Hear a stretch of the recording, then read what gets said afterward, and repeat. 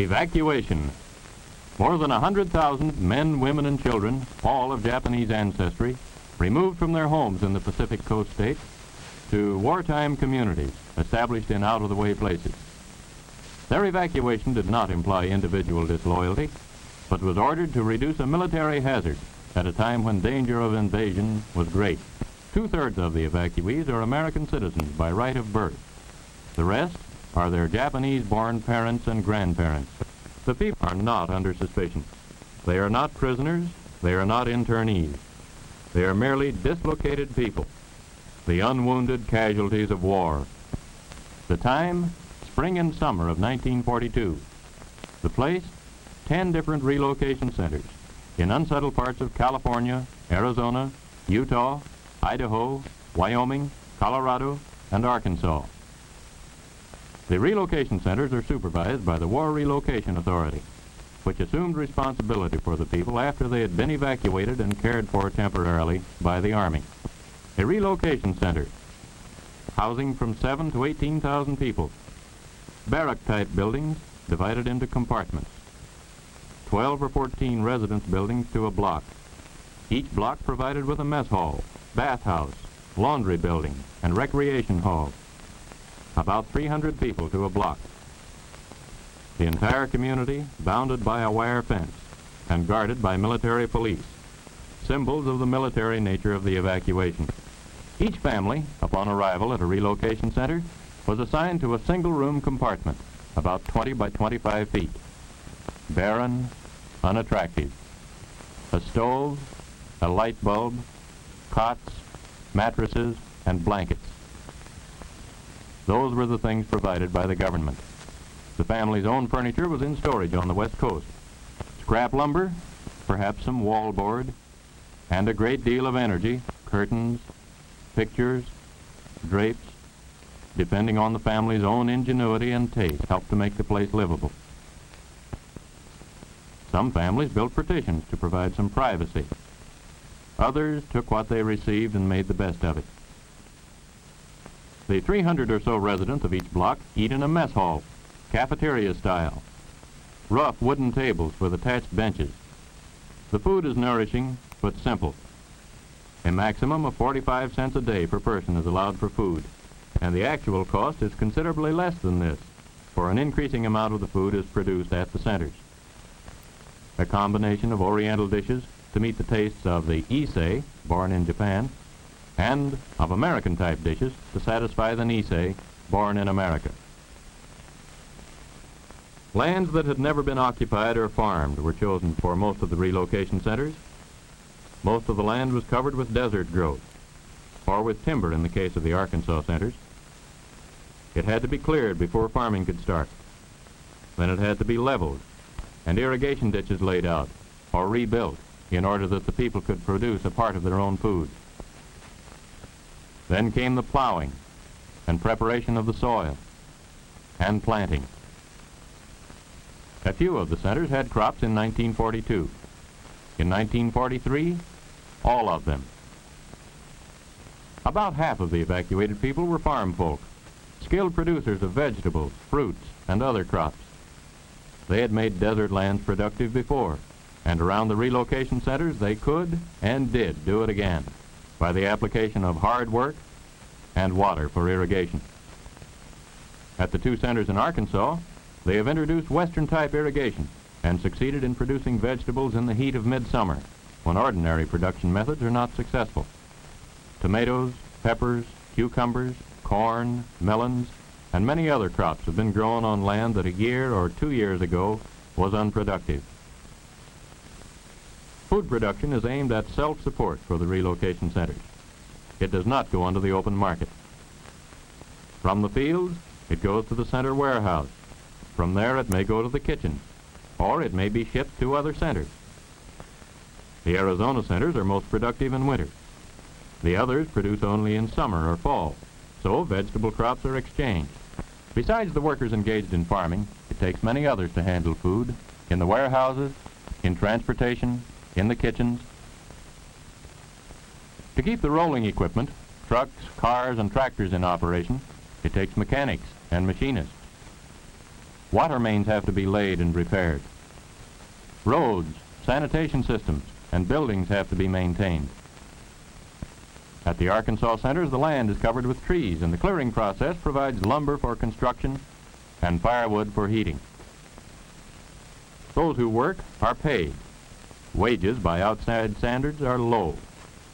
$12 a month for beginners, $16 a month for most of the workers, and $19 for professional people such as doctors and others on skilled or difficult work.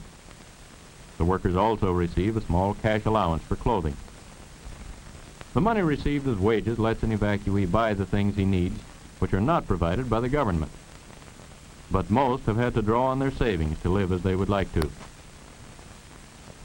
In each center, a cooperative business association operates stores which handle clothing, toilet articles, and the merchandise which would be needed in any community.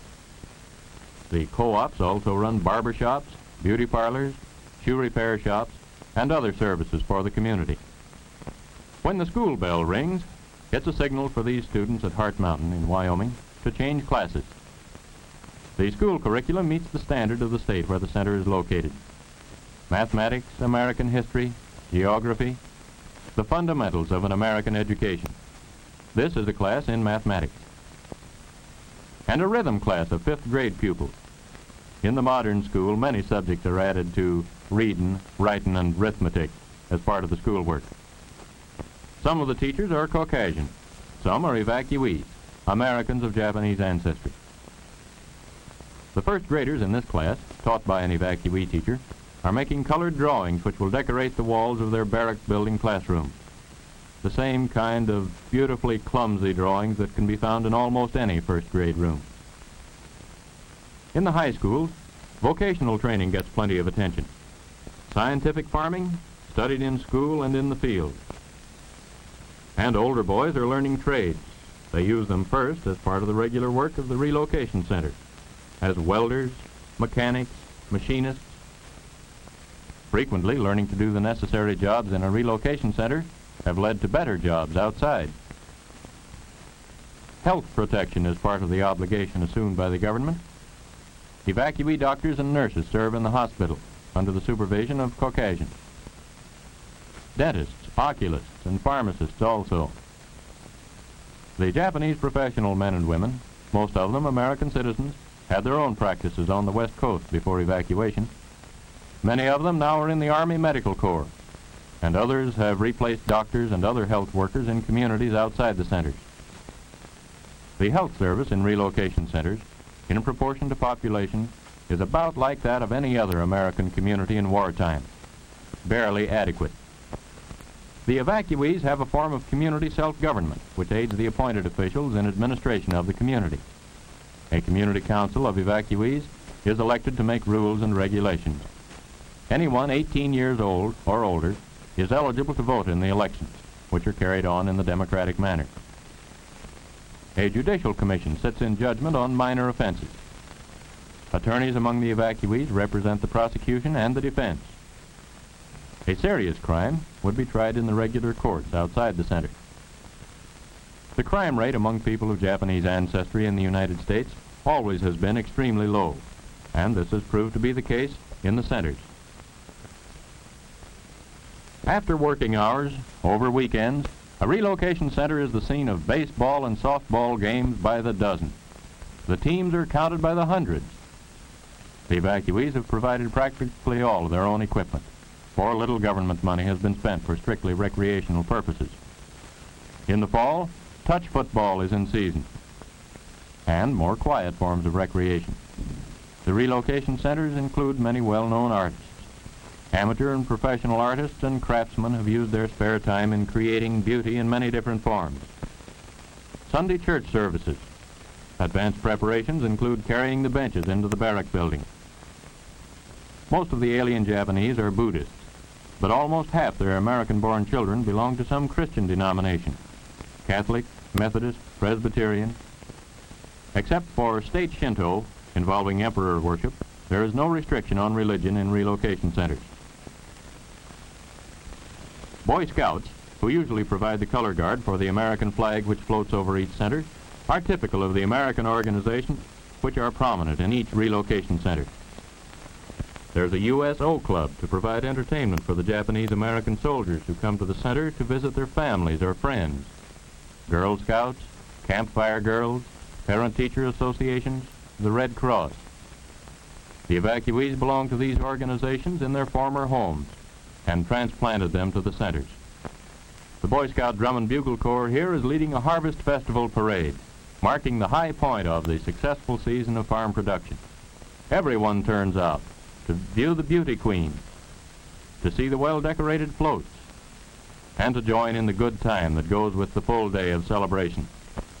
While they have many things in common with ordinary American communities, in the really important things, relocation centers are not normal and probably never can be. Home life is disrupted. Eating, living, and working conditions are abnormal. Training of children is difficult. Americanism, taught in the schools and churches and on the playgrounds, loses much of its meaning in the confines of a relocation center. When the War Relocation Authority was only a few months old, it was decided that relocation centers should not be maintained any longer than necessary. The first people to leave the relocation centers were volunteer workers recruited to help tend and later to harvest the sugar beet crop of the western states. Almost 1/10 of the evacuees volunteered for this seasonal work in 1942. The result of their labors was a year's sugar ration for about 10 million people. But work in the beet fields was temporary. Most of the people returned to the centers. The War Relocation Authority has been more concerned with permanent relocation, getting the evacuees out of the backwaters of the relocation centers into the mainstream of American life, so their labor can help to win the war, so the cost to the taxpayers may be reduced, so there can be no question of the constitutionality of any part of the action taken by the government to meet the dangers of war, so no law-abiding American need to fear for his own freedom. Relocation of the evacuees is not being carried on at the sacrifice of national security. Only those evacuees whose statements and whose acts leave no question of their loyalty to the United States are permitted to leave. All information available from intelligence agencies is considered in determining whether or not each individual is eligible to leave. Those who are not eligible to leave have been moved to one center to live presumably for the duration of the war. The others, established as law-abiding aliens or loyal Americans, are free to go whenever they like. Thousands already have gone. Here are a few of them. Nobura Aramura is examining corn for insects in a field in Illinois. Kenneth Sugioka used to operate his own orchard in Hollister, California. Machine work was a hobby. Now it's his job. He's making precision parts for American bombers. Masako Takayoshi is assistant head nurse in a large hospital. She was a teaching supervisor of nurses in a Seattle hospital before evacuation. She has 3 brothers, all in the Army. The tractor driver here is Roy Himoto, who used to farm near Walnut Grove, California, and was evacuated to the Tule Lake Center. This young machinist has learned his trade since he relocated to Chicago, and his boss says he learned it well. He's helping to make kitchen equipment. Mrs. Ayako Kasai paints miniature dolls in a Midwestern studio. She used to live at Colusa, California, and then lived at the Granada Relocation Center. In the background is Cecilia Miyamoto, who divides her time now between working and attending college. Kei Nakadoi feeds the chickens on an Illinois farm, and on the same farm is an Issei, Kamago Shimatsu. Shinobu Sakuma, Joe Chihara, and Yoshio Dogen cultivate potatoes on a farm in the Middle West. This is Ruth Nishi. Her father ran a fruit stand in Berkeley, California, and Ruth helped him.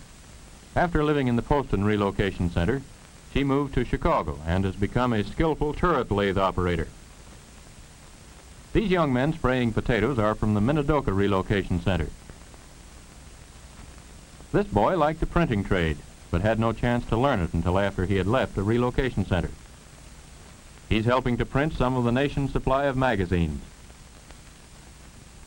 American eggs are shipped all over the world, to Americans in the armed forces and to our allies. Mary Higuchi breaks eggs which are to be dried. And in the same plant, John Iamuri feeds the drying machine. Jim Carisu used to be a clerk in Madera, California. Now he's a candy maker in Chicago. American flags, some of them for the armed forces, are turned out by Mrs. Yoshie Abe. She hopes that one of the flags she makes someday may be carried in triumph down the streets of Tokyo. The produce business in Watsonville, California, used to be home to these boys. Now they're in the produce business in Denver. Henry Ligoro used to be a farmer at Fresno, California. From the Jerome Relocation Center, he moved to the Middle West to make marshmallows. Threshing oats in the Middle West is a new experience to Tet Shiota, who used to grow vegetables near Venice, California. An artificial leg doesn't interfere with the way he handles a pitchfork. This young fellow, operating a bookbinding machine, is typical of the evacuees who are adjusting to new communities, getting along with their employers, fellow workers, and neighbors, and finding satisfaction in becoming self-supporting once more. The Americanism of the great majority of America's Japanese finds its highest expression in the thousands who are in the United States Army. Almost half of them are in a Japanese-American combat team, created by order of the Secretary of War early in 1943. Some of the volunteers came from Hawaii, some from the eastern part of the United States mainland, where there was no mass evacuation. Hundreds of them volunteered while they were in relocation centers. Volunteered to fight against the militarism and oppression of Japan and Germany. They know what they're fighting against, and they know what they're fighting for. Their country, and for the American ideals that are part of their upbringing. Democracy, freedom, equality of opportunity, regardless of race, creed, or ancestry.